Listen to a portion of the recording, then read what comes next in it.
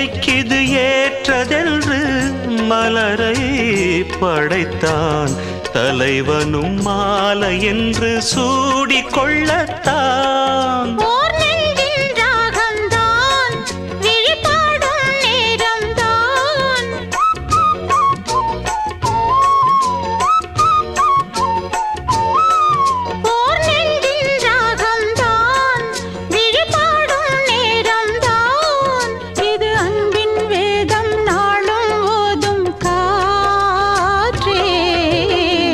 வைகை நதி ஓரம் பொன்மாலை நேரம் காத்தாடுது.